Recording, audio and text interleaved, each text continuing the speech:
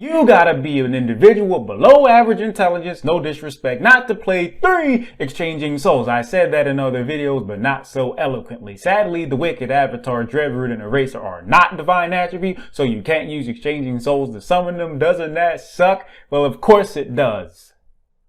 Like a prostitute. Which may be the reason why Divine Evolution can choose an Egyptian god, and by choosing, gets around Obelisk or Mountain Bound Creator's untargetability. Semantics, bruh. The chosen god gains 1,000 attack and defense. Its effect activation activated effects can't be negated, and gives your opponent a choice on which monster they control gets sent to the graveyard if your god attacks. No, it doesn't target, nor does it destroy. That's wonderful. I still don't like your opponent having a choice in the matter. Dreadroot, Avatar, and Eraser have continuous effects, so their effects can still be negated, which is pretty dumb. I know making the chosen monster's effects uncountable also applies to the effect Divine Evolution can give them, which seems to be the entire purpose of that line of text in the first place, or not, I'm not sure.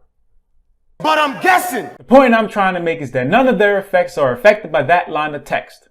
Since exchanging souls doesn't work for the wicked gods and they can't be special summoned, I'm not seeing a point in using 3 actual monsters to summon them, then be chosen for Divine Evolution. If only they were divine attribute.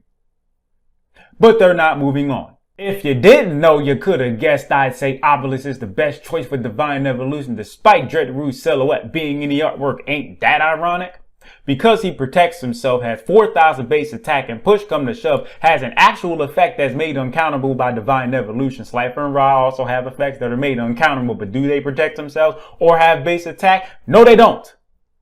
What I'm saying is, there's less hassle involved choosing Obelisk for Divine Evolution, and contrary to what it sounds like, I don't have an attachment to Obelisk, despite being blue my favorite color, or Egyptian gods in general. I don't care about any of that. I'm just doing a video, and despite me saying that, someone will still think the opposite. I don't think Divine Evolution is particularly impressive. Sure, it looks real good in theory on paper, but when you break it down, it just doesn't look the same. Konami made sure it was better than it was in the manga, and I'm glad they did that somewhat. But I'm saying should have provided some protection to this motherfucker, so every god, not just Obelisk, could say, without Mountain Bound Creator, I'm strapped in! Thanks for watching. My Patreon, I mainly care about that because, you know, monthly income, but the other things are in the description if you would like to. Help me! Help me! And you happen to be feeling just a little bit generous.